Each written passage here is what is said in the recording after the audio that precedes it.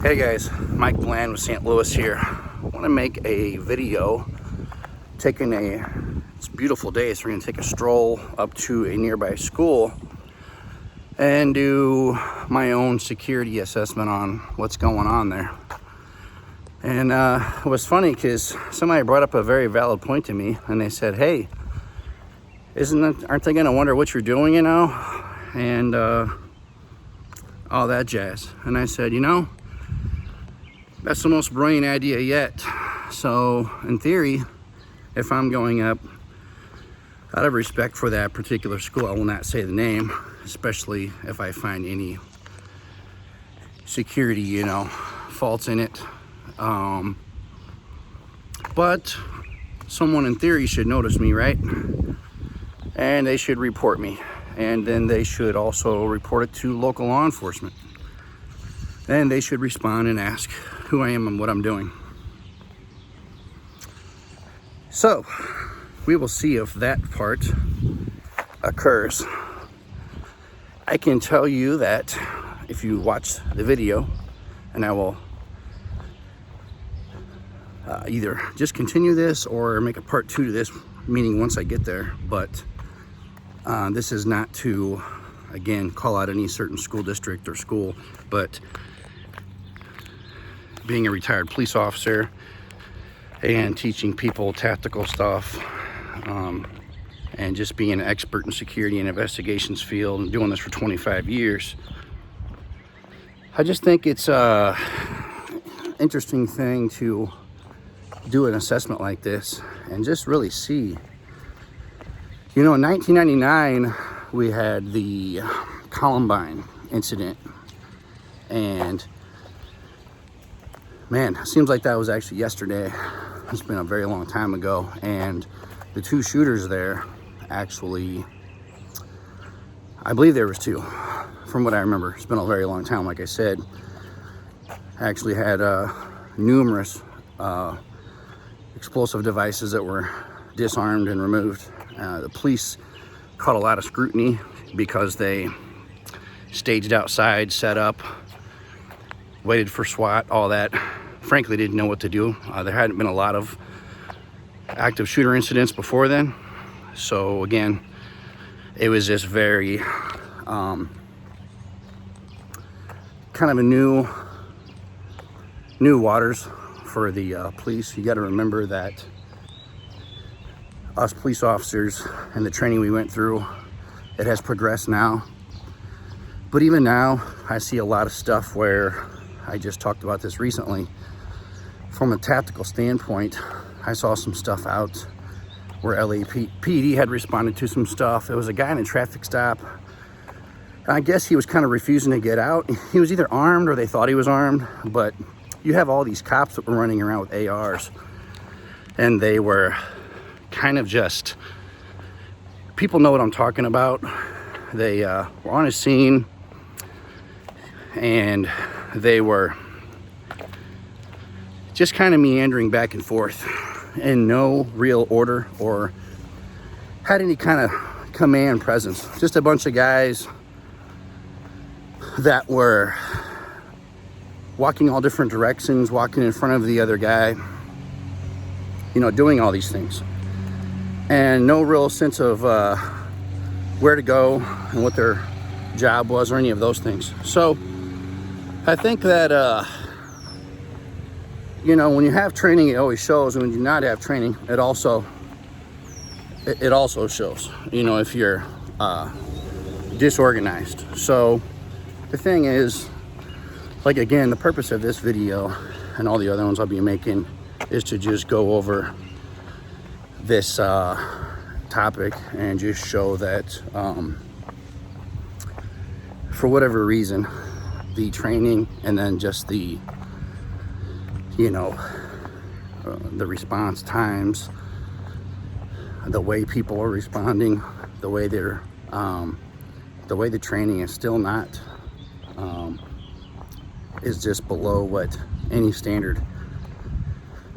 Now, the police, their role is not to be trained up to the level of like a special forces, or every officer is not even, SWAT trained.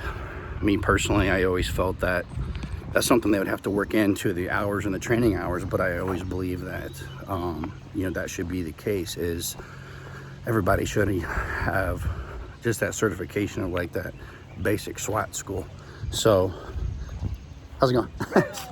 All right, it's nice out, isn't it? So there's basically, you know, people are probably, it's kind of funny. I never done this whole, like, I feel like I'm doing one of these vlogging deals here and kind of videoing myself as I'm going here. But what I've also learned is the time management and making a video while I'm on the way to make a video. So, and the weather is absolutely beautiful outside. I was gonna bring my trusty dog Max, but we would have been stopping like 85 times right now to do his business. So, while I'm trying to run my business. So I have to keep those separate, unfortunately, at the moment. But I think this active shooter topic is something that is going to be growing exponentially. And because it has grown exponentially in the last day, the last week, last month, last 5 years, and last 20 years. And scarily enough, I don't know anyone who's really prepared to know how to avoid, be involved in, or survive an active shooter incident. I would say pretty much no one I know has any knowledge whatsoever. Myself, maybe wondering where my knowledge level, you know, my thing is I say the things I'm good at. I also am honest about if there's things I absolutely have no idea. So my training experience was doing 20 years police work, running private investigations and security company for 10 years and counting with some other businesses. In the police work, I did every kind of duty a person can do. I've been a police chief, done crime scene work, handled evidence, went to all the tactical training schools, did all the high-risk search warrants, high-risk vehicle stops, handle stuff involving terrorism, violent crimes, home invasions, robberies, rapes, burglaries, car thefts, organized crime type deals. You know, went to police sniper school, went to some other sniper training later on after I was already a police officer, or done being a police officer, and was a private investigator at the time. And then have actually you know, done a lot of SWAT training. So room clearing, close quarters combat, schools on active shooter training, you know, all this stuff. So again, I'm going to flip the camera around and probably just make this one continuous video since I'm now here. And again, this is all public property area, so we're not going to be going on to any places where there is signs with the name of the school or anything that, like I said, if I notice any security issues, I'm not going to name the school because I don't want to compromise anyone's safety there either. But I think that it's time that these schools are held accountable, that the system's held accountable, that law enforcement's held accountable. I think the fact that a guy can buy weapons and then post online he's going to do something with them and no one does anything is personally beyond sickening. So kind of eyeballing this school as I'm walking up. I actually see cameras already. Looks like you can walk around the back, I guess. Again, you know, there's no sign saying no trespassing, so that's my first observation. I'll flip the camera around so you can see this particular school here. I see 2 cameras.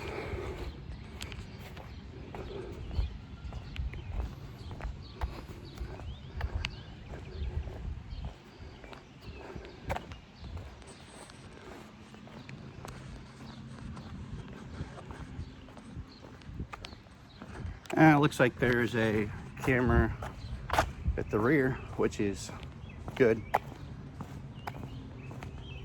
Looks like there is some door, which is some type of glass or tempered glass. Not sure exactly, you know, what that's made out of. But if that can be broken, obviously, then that is not good. Looks like we're around to the other side where there's also multiple cameras, and don't really see any, you know, obviously there's no guard shacks or guards or out checking people, any security or police presence. Again, we are talking about the weekend, so it's obviously, you know, closed to some extent. And basically,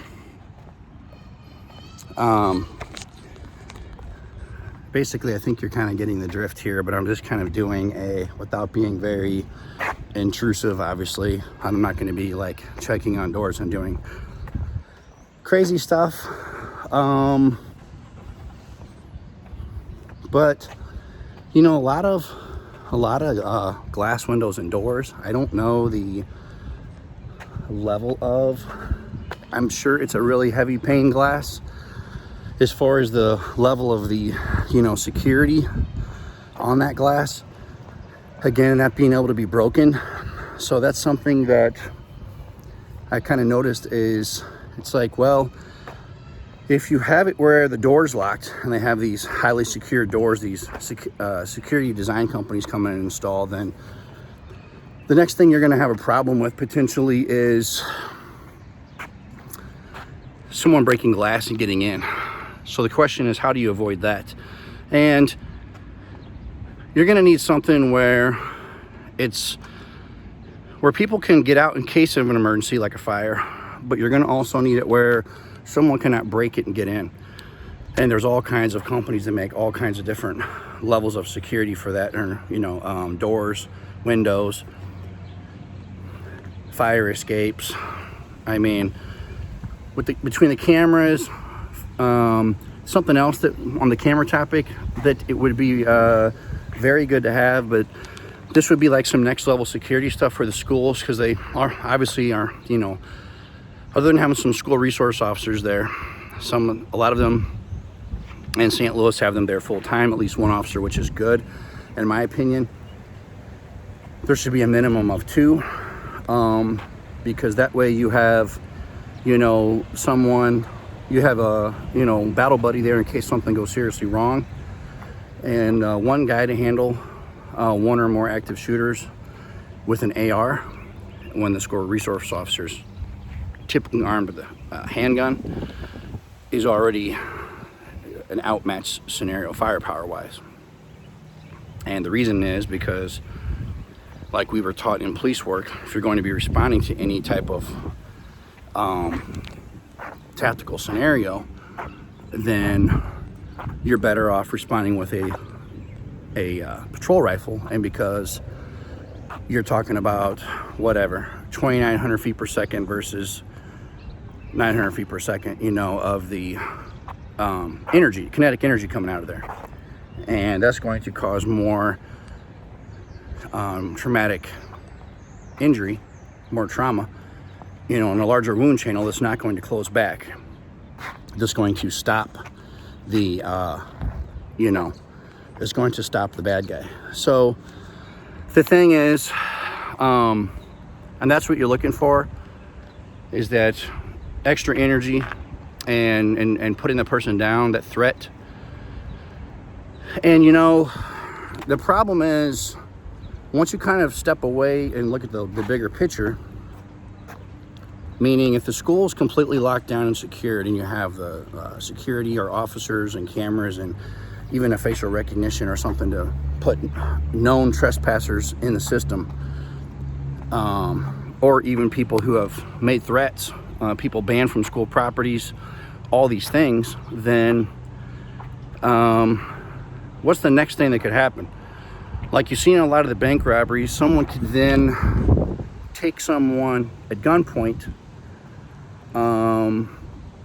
as a hostage, and then someone who's a key holder, and then make that person let them in. Well, how do you prevent that? Well, making sure that, you know, as far as keys, getting into the school when it's locked down, I would probably minimize how many of those keys are floating around. If something like that's ever lost or missing or stolen, they should all be changed out, and that should be reported, and it should be obviously investigated to try to track that down at all costs. As far as people, staff at the schools, from counselors, nurses, teachers, principals, whoever,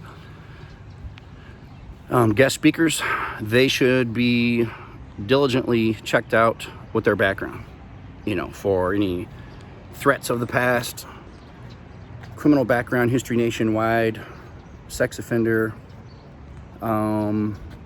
anything that would be red flags to keep them from going into the school property and going around, you know, a lot of children. So, and again, many people do not know, which I also learned over a very long career in law enforcement, that a lot of people, especially pedophiles, will find jobs taking care of kids, daycares, schools, anything like that. So there are so many things we have to be aware of in this society now. It's honestly mind-blowing. But on the school security topic, I think the biggest weakness is you can have locked doors, you can have windows, but you need manpower there. You need someone there armed to confront and challenge a shooter or attacker, whether it's a terrorist, foreign terrorist, a domestic terrorist, a person who is snapped, you know, if you've terminated a hostile employee. And then the information sharing disconnect between law enforcement, people, school members. You know, people should be aware if somebody has made threats, a student or a faculty or anyone, about coming to a certain school or any schools in the area. That person's face should be, there should be a meeting, and then that person's face should be known to everyone. And that teacher should have a picture of that person in their room, in their desk. And if they see anyone that resembles that person or vehicle information on them, they should be contacting law enforcement.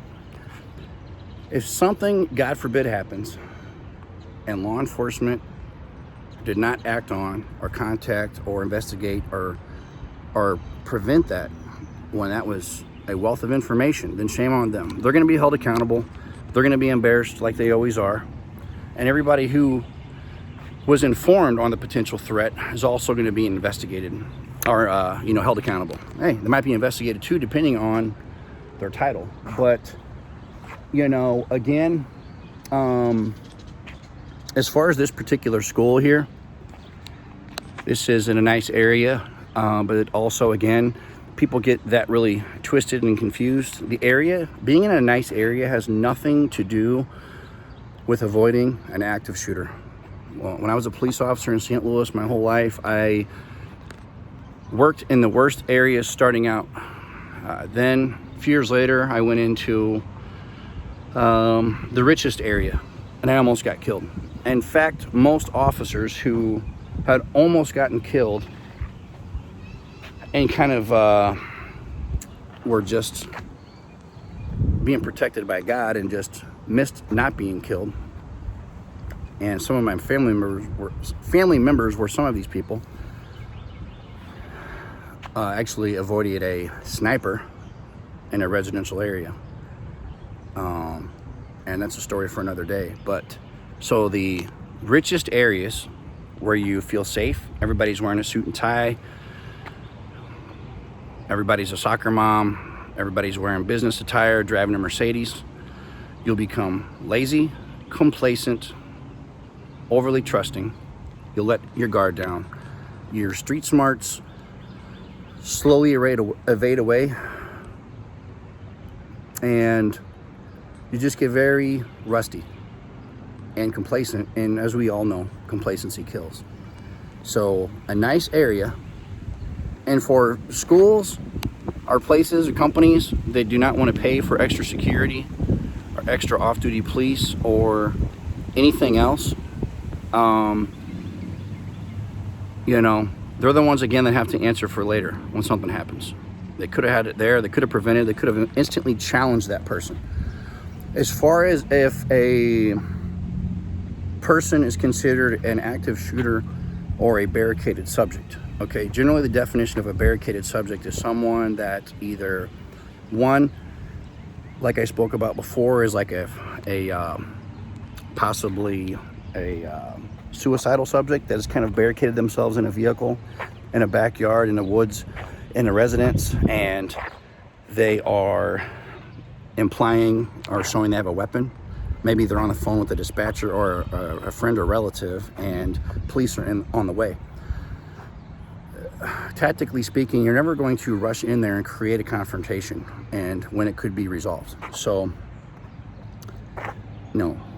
sometimes less lethal weapons will be deployed on that person. If they could be stopped with a high pressurized water round, beanbag rounds, paintball pepper rounds, whatever the police have in their arsenal, a taser, a crisis intervention officer, a hostage negotiator. In SWAT and hostage scenarios, again, if somebody's in a bank robbery or a business and they have people hostage, if there's nothing, as long as the lines of communication are open and there's nothing actively going down, meaning people being shot in an active shooter scenario, then they will try to talk that person down.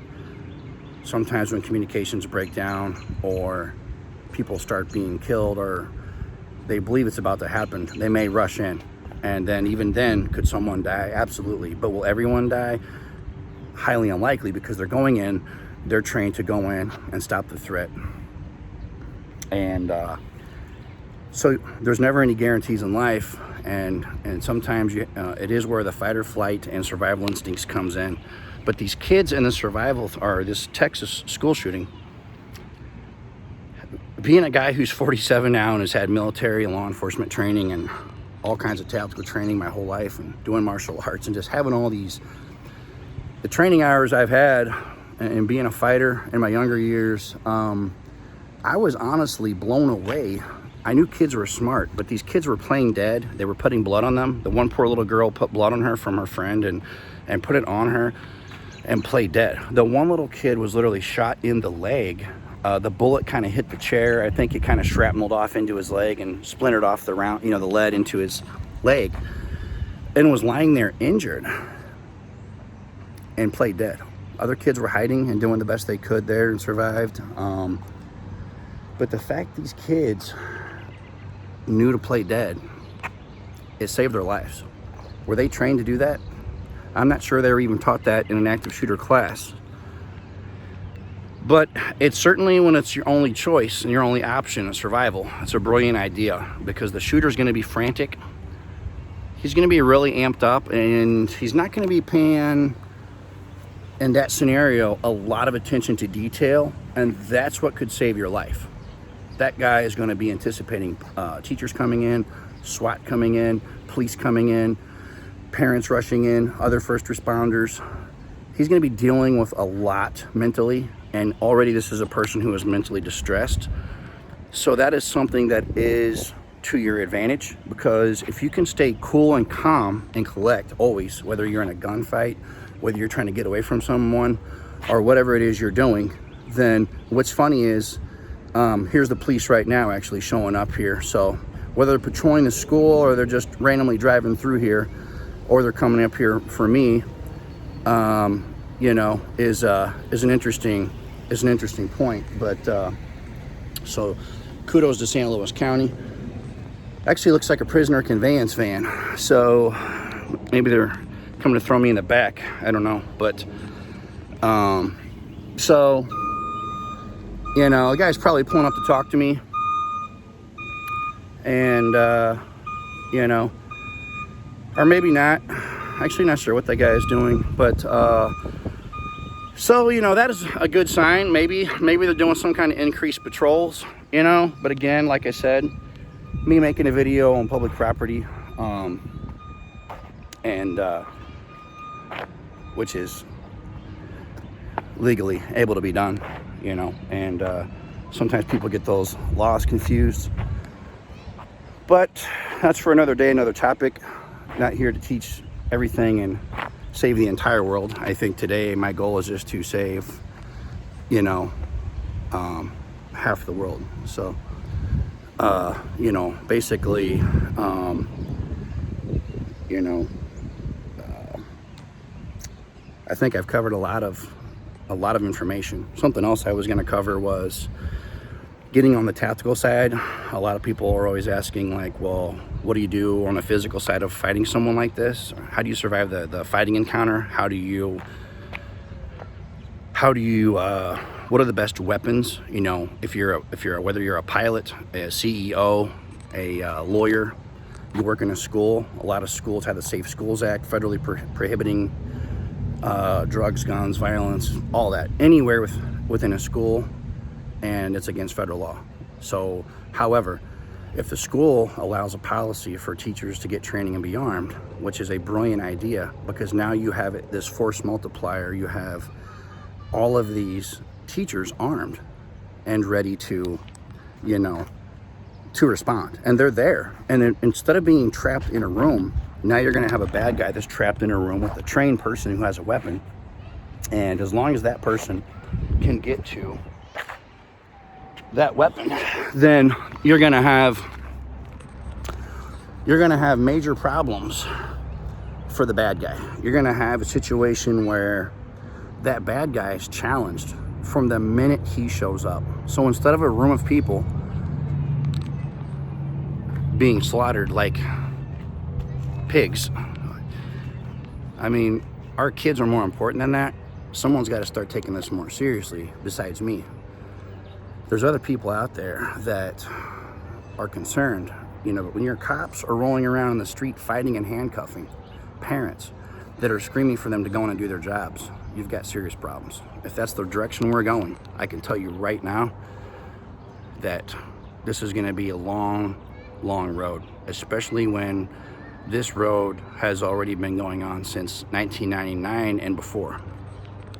The fact that this is even happening when it's completely preventable is completely astonishing to me.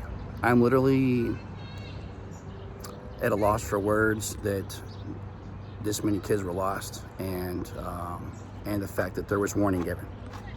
Not only from a security aspect is it completely preventable in every school in this state, in this country, in the world. When the guy gives a warning about it also, and you can't protect these kids, then I think we all have to ask the question, you know, is what does it take to put the value of this lives on these kids first off? And I can tell you, when I was a police officer, and I remember when I was a rookie police officer especially, my big thing was anybody mistreating kids. It really set me off. I could never be more furious, you know, when someone was either neglecting a kid, abusing a kid, not seatbelting him in the car. I can tell you those people caught zero breaks from me. I just thought they were next level, lower level people. And anyone that can go in and, first off, like I said in my other videos, there's people who are mentally ill. There's people who are criminals. There's criminal insane. There is evil. When someone is killing little kids, beating animals, doing those types of crimes, where they're just heinous crimes and they're just the kind of crimes that just shock the public. That's evil. I know that people have strayed away from right and wrong, taking accountability, and Americans are trained to live off excuses now and think that we're in control of our own lives. And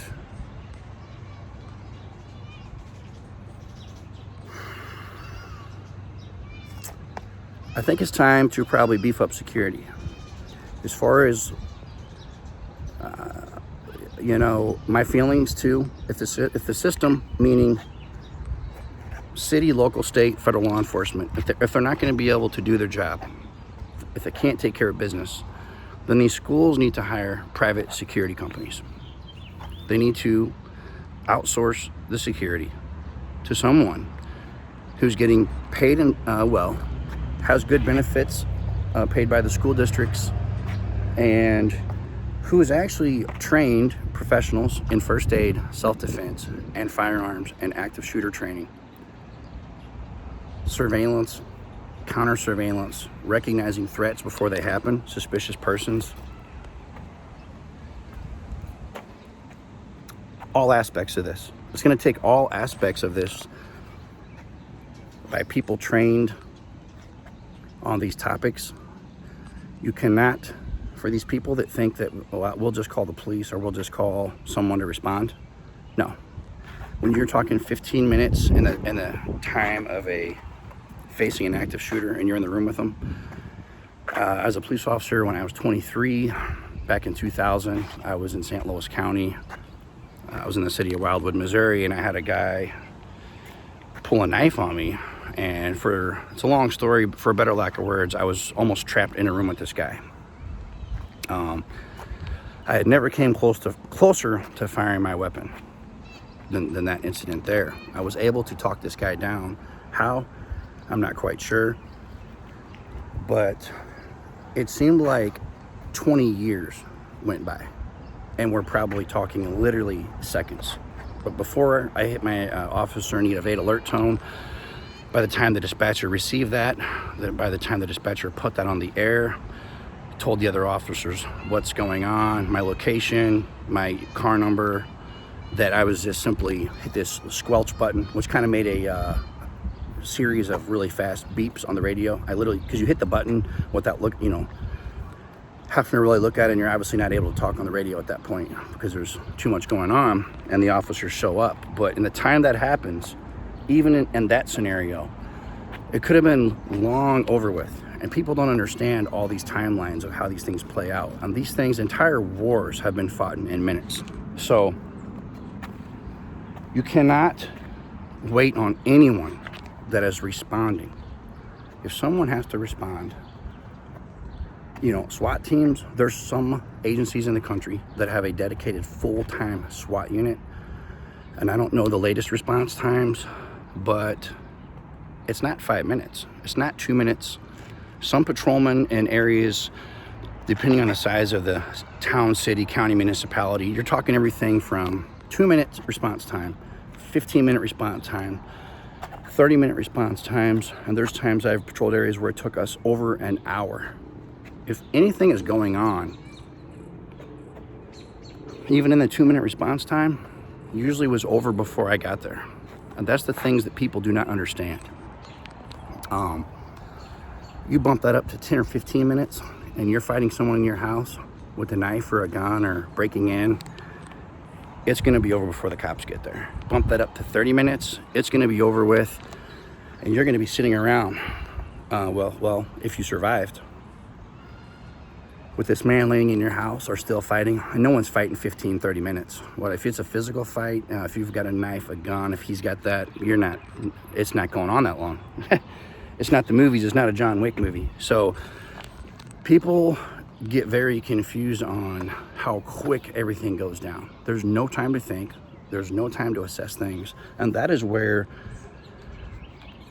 when you get as much training as you can, what happens is it shifts your mind and it rewires your brain to that you react then. You know how to just instinctively react to all these scenarios. The best way I can explain it. You don't have to. A normal person either panics, freezes up, or starts trying to think of what to do, hesitates, or just doesn't do anything and cowers down in a corner. But when you're trained, your situational awareness, your confidence, you're just, as my buddy calls it, that knowing thing in you, you know, but I call it your intuition, your survival instincts, whatever. But it's training is all it is.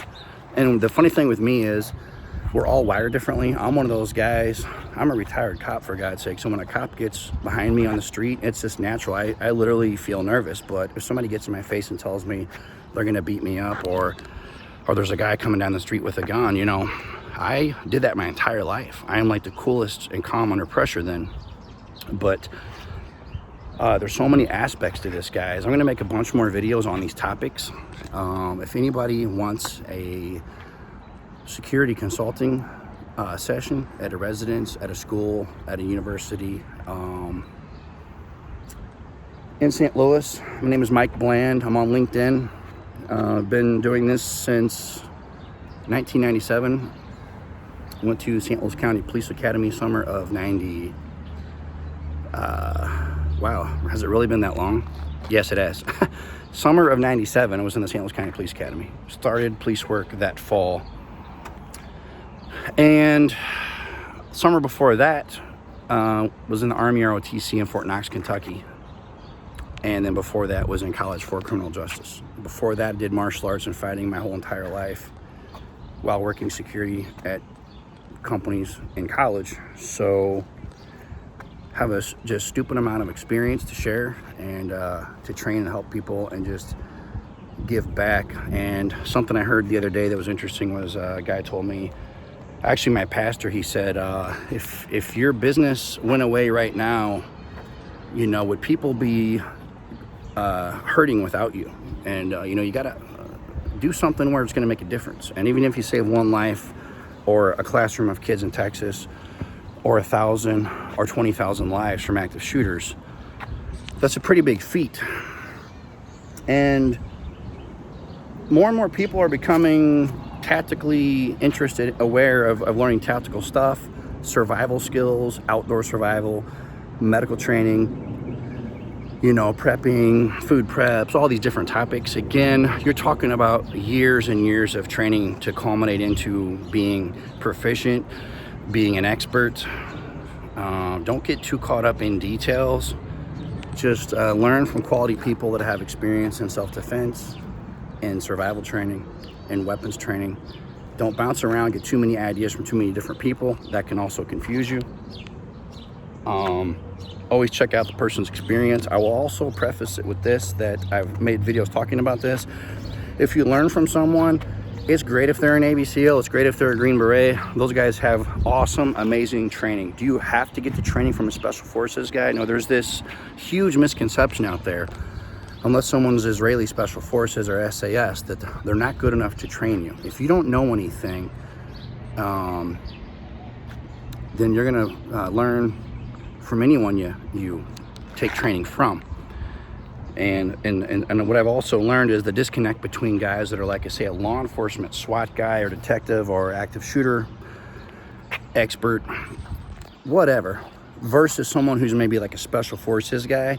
They're all good at certain things. The cops don't know everything, and the Special Forces guys, believe it or not, do not know everything. So that's the most politically way I can word that, is that you know, sometimes some people say they know everything, but just go on who you trust, who you like to deal with, who you feel comfortable training from. Some guys are also very good and at teaching, and some guys are not good at teaching. Somebody might know the information, but if they cannot convey it to you well, then it's not going to do you any good. But you've also got to do the tactical role play scenarios with the simulations. Do all of that. That's the best way. That's what I teach, and that's what I think works the best. Is unless you're doing the tactical role plays, then I really believe that you are not. That's, you know, you got to put yourself in the closest to the real life scenario. So whether you're using paintball, simulations, whatever, you know, fake knives, fake, you know, whatever. and reenacting these confrontational scenarios. And so what you got to do is you have to make sure that you are, you know, training like you fight. And the thing is if you're just training by watching a guy talking about things on YouTube, or like if I just, every one of my videos was talking about things in this parking lot here, not exactly teaching you very much. But you got to in person do training, and you have to, you know, I mean, you fight like you train, like they say. If you're not sweating, crying, and bleeding in your training, then I would say there's probably something crucially missing. And doing PowerPoints, watching free training online videos, subscribing to gun channels on YouTube, it's not going to work. You're going to have to get yourself in physical fighting shape. You're going to have to always be prepared. You're going to have to get as much training as you can to survive in this world.